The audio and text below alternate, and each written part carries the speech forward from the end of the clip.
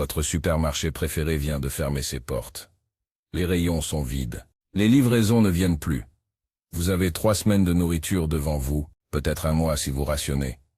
Et après, c'est là que votre jardin devient votre meilleure police d'assurance. Parce qu'il y a 18 cultures que vous pouvez planter dès maintenant, qui vont vous nourrir, même quand tout s'effondre autour de vous. Restez avec moi.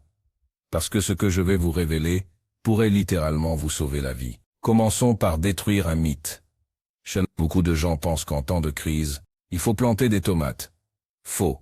Les tomates, c'est délicieux, c'est joli, mais ça ne va pas vous maintenir en vie. Une tomate, c'est 95% d'eau. Vous savez combien de calories il y a dans une tomate moyenne? 22 calories. Vous devriez en manger 50 par jour juste pour avoir assez d'énergie pour vous lever le matin. Non. Ce dont on parle aujourd'hui, ce sont les cultures qui donnent des calories réelles, des nutriments essentiels, et surtout, qui se conservent. Parce qu'une récolte qui pourrit en 2 semaines ne vous servira à rien en janvier quand il fait -10 dehors et que vous n'avez rien d'autre à manger. Numéro 1 sur notre liste. Et écoutez-moi bien parce que c'est le roi absolu de la survie. Les pommes de terre. Je sais, c'est pas sexy. Mais les pommes de terre ont nourri l'Europe pendant des siècles. Il y a une raison pour laquelle la famine irlandaise de 1845 a tué 1 million de personnes. Quand les pommes de terre sont mortes, les gens sont morts avec. Une pomme de terre moyenne contient 160 calories. Plantez un seul tubercule, vous récoltez entre 5 et 10 pommes de terre. Parfois plus si les conditions sont bonnes. Multipliez ça par 50 plants dans votre jardin, et vous commencez à voir les chiffres s'additionner. Mais voilà le truc génial. Les pommes de terre se conservent pendant 6 mois, parfois 1 an, si vous les stockez correctement. Dans un endroit frais, sombre, autour de 7 à 10 degrés. Une cave, un sous-sol, même un garage non chauffé. Et les pommes de terre sont faciles à cultiver. Pas besoin d'être un expert. Vous prenez une pomme de terre qui a germé dans votre cuisine, vous la coupez en morceaux en gardant au moins 2 yeux par morceau, vous plantez. Vous butez la terre autour des plants quand ils poussent, et vous attendez. Pour être 3 à 4 mois plus tard, vous déterrez votre or alimentaire. Numéro 2, les patates douces. Attention, c'est pas la même chose qu'une pomme de terre normale. La patate douce, c'est encore plus nutritif. Plus de vitamine A, C, du potassium, des fibres. Et elle se conserve aussi bien, sinon mieux. Le problème? Elle a besoin de chaleur. Si vous êtes dans le nord de la France, oubliez. Mais si vous êtes dans le sud, ou si vous avez une serre, la patate douce, c'est de l'or. Un seul plant de patate douce peut produire 2 à 3 kilos, parfois 5, dans des conditions idéales. Plantez-en 10, vous avez 30 kilos de nourriture qui va durer tout l'hiver. Et contrairement aux pommes de terre normales, la patate douce devient plus sucrée avec le temps de stockage. Les sucres se concentrent. Après 2 mois de cave, c'est presque comme manger du dessert. Numéro 3. On passe au chou. Pas le chou décoratif de votre belle-mère. Le chou de Milan, le chou blanc, le chou rouge, le chou frisé. Tous ces trucs que personne veut manger jusqu'à ce qu'ils aient vraiment faim. Les choux sont incroyables pour plusieurs raisons. Ils adorent le froid. En fait, une petite gelée améliore leur goût. Ils se conservent pendant des mois si vous les laissez en terre, ou si vous les stockez dans une cave froide. Un seul chou de Milan peut peser 3 kilos. Plantez 20 choux, vous avez 60 kilos de légumes. Et le chou, c'est pas juste du volume. C'est plein de vitamine C, de vitamine K, de fibres. Pendant les longs hivers européens d'autrefois, la choucroute, du chou fermenté, c'était ce qui prévenait le scorbut. Les marins l'emportaient en mer. Les paysans en mangeaient tout l'hiver. Et voilà un bonus que peu de gens connaissent. Le chou frisé, le cal comme disent les Américains, résiste à des températures jusqu'à -15 degrés. Vous pouvez littéralement sortir en plein hiver, gratter la neige, et récolter des feuilles vertes fraîches. Essayez de faire ça avec des tomates. Numéro 4. Les courges d'hiver. Pas les courgettes d'été qui ramollissent en 3 jours, on parle des vraies guerrières. Le potiron, le butternut, la courge musquée, le potimarron. Se conserve 6 à 8 mois. Certaines variétés tiennent 1 an. Une seule plante de courge peut produire 5 à 10 fruits. Un potimarron moyen pèse 2 kilos. Faites le calcul. 3 plants de potimarron, c'est 30 kilos de nourriture qui ne va pas pourrir avant le printemps prochain. Et les courges, c'est bourré de calories, de vitamines A, de fibres. Vous pouvez les rôtir, les faire en soupe, les réduire en purée. Les graines sont comestibles aussi, pleines de protéines et de bonnes graisses. Le problème avec les courges? Elles prennent de la place.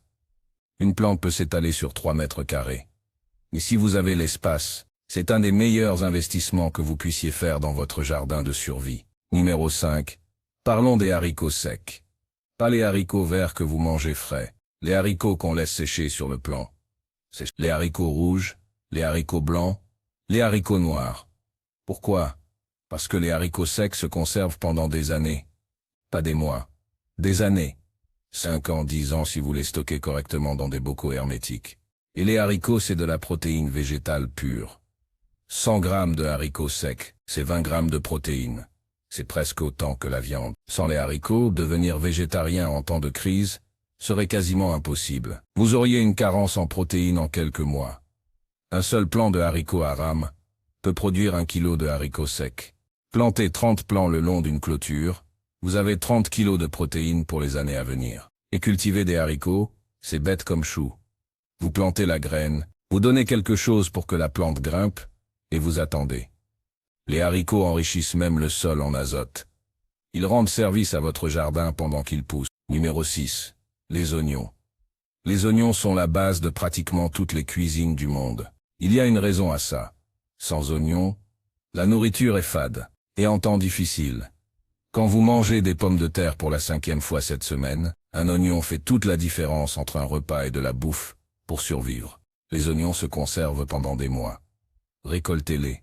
Laissez-les sécher au soleil pendant une semaine. Tressez les tiges ensemble. Suspendez-les dans un endroit frais et sec. Et vous avez des oignons jusqu'au printemps. 1 mètre carré de terre peut produire 50 oignons. C'est pas énorme en termes de calories. Mais en termes de goût et de préservation de votre santé mentale, c'est inestimable. Et voilà un truc que peu de gens savent. Les oignons ont des propriétés antibactériennes. Pendant les guerres, on utilisait des oignons pour désinfecter les plaies quand il n'y avait pas d'antibiotiques. C'est pas juste de la nourriture. C'est une pharmacie. Numéro 7. L'ail. Même principe que les oignons mais en plus puissant. L'ail se conserve presque 1 an. Plantez une gousse en automne, récoltez une tête entière, avec 10 à 12 gousses l'été suivant. Ça se multiplie tout seul. Vous commencez avec 50 gousses, 1 an plus tard, vous en avez 500. Et l'ail, c'est un antibiotique naturel. Pendant les épidémies de peste au Moyen-Âge, les gens qui mangeaient beaucoup d'ail avaient plus de chances de survivre. Coïncidence? Peut-être. Mais quand les temps sont durs et que vous n'avez pas accès à un médecin, vous prenez toutes les chances que vous pouvez. Les betteraves. Les betteraves sont sous-estimées. Les gens les associent aux cantines scolaires et aux salades fades. Erreur. Les betteraves sont des centrales énergétiques. Elles poussent vite, elles aiment les climats frais. Et elles se conservent pendant des mois en cave. Une betterave moyenne pèse 200 grammes. Plantez-en 100, vous avez 20 kilos de nourriture. Mais voilà le bonus. Les feuilles de betterave sont comestibles aussi. Vous pouvez les manger comme des épinards. Une seule plante vous donne 2 récoltes. Les racines pour l'hiver, les feuilles pour maintenant. Et les betteraves sont pleines de fer, de folate, de manganèse. En temps de crise, quand votre régime devient monotone, les carences nutritionnelles sont un vrai danger. Les betteraves aident à prévenir ça. Numéro 9. Les carottes. Les carottes sont faciles à cultiver et se conservent bien. Vous pouvez soit les laisser en terre sous un paillis épais et les récolter au fur et à mesure tout l'hiver, soit les récolter toutes et les stocker dans du sable humide en cave. Elles tiendront jusqu'au printemps. 1 mètre carré de carottes peut produire 3 à 5 kilos. C'est pas énorme, mais les carottes sont pleines de vitamine A. Sans vitamine A, vous développez des problèmes de vision, votre système immunitaire s'affaiblit. Les carottes, c'est votre assurance santé visuelle. Et les carottes sont versatiles. Vous pouvez les manger crues, cuites, en soupe, râpées, rôties. Quand vous mangez la même chose tous les jours, cette versatilité compte. Numéro 10. Les panais. Les panais, c'est comme des carottes mais en meilleur. Plus de calories, plus de douceur. Et ils adorent le froid. Une gelée améliore leur goût en convertissant l'amidon en sucre. Vous pouvez les laisser en terre tout l'hiver et les déterrer, même sous la neige. Les panais étaient la culture de base en Europe, avant que les pommes de terre arrivent d'Amérique. Il y a une raison. Ils sont fiables, nutritif, et il pousse dans des conditions pourries. Sol pauvre. Pas de problème. Été pluvieux, il s'en fiche. Les panais sont des survivants.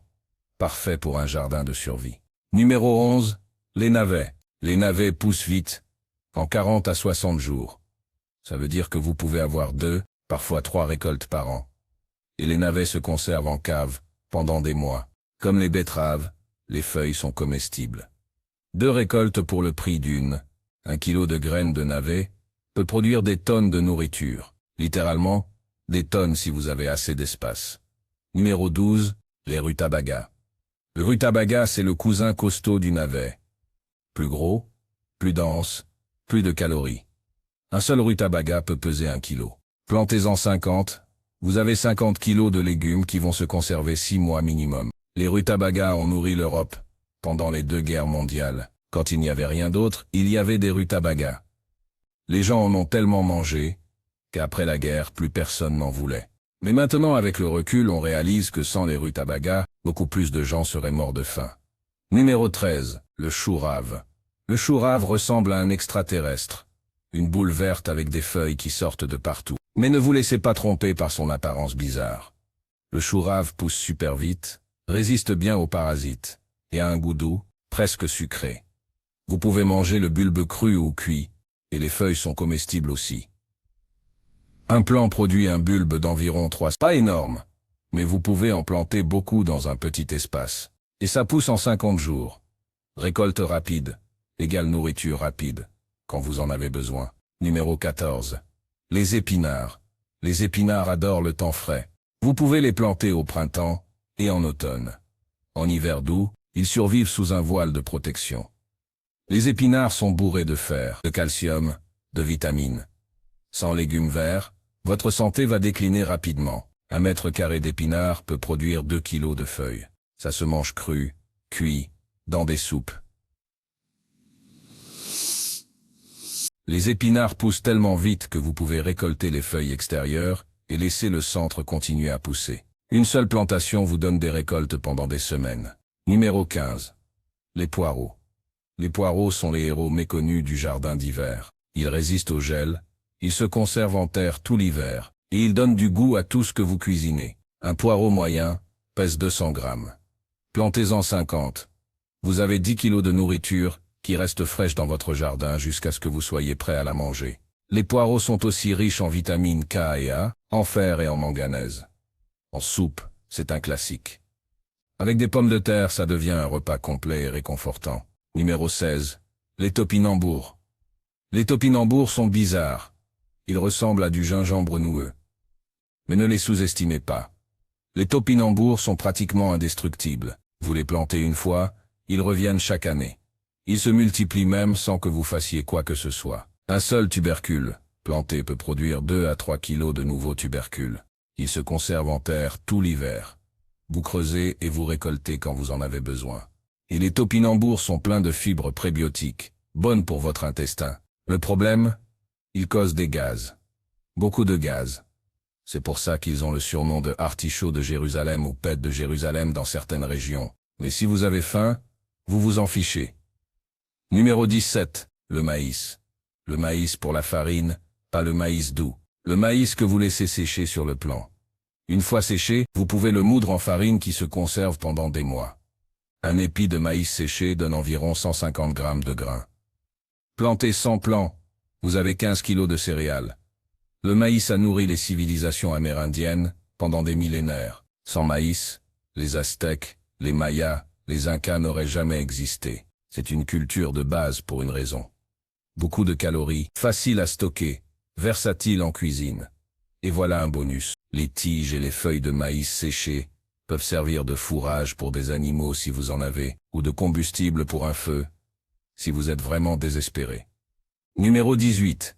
Et c'est peut-être le plus important, les graines germées. Techniquement, ce n'est pas une culture de jardin traditionnelle. Mais écoutez-moi.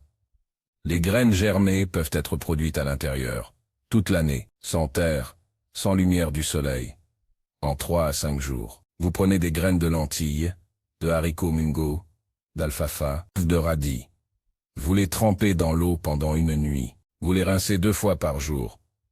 Vous avez des pousses pleines de vitamines, d'enzymes, de nutriments vivants, en plein hiver, quand il n'y a rien de frais qui pousse dehors. Les graines germées vous sauvent du scorbut. 1 kilo de graines peut produire 5 à 7 kilos de pousses. C'est une multiplication alimentaire instantanée. Et ça ne coûte presque rien. Pas d'électricité, pas d'équipement spécial, juste des bocaux et de l'eau. Voilà. Vous avez maintenant les 18 cultures qui peuvent littéralement vous sauver la vie en temps de crise. Mais avoir la liste ne suffit pas.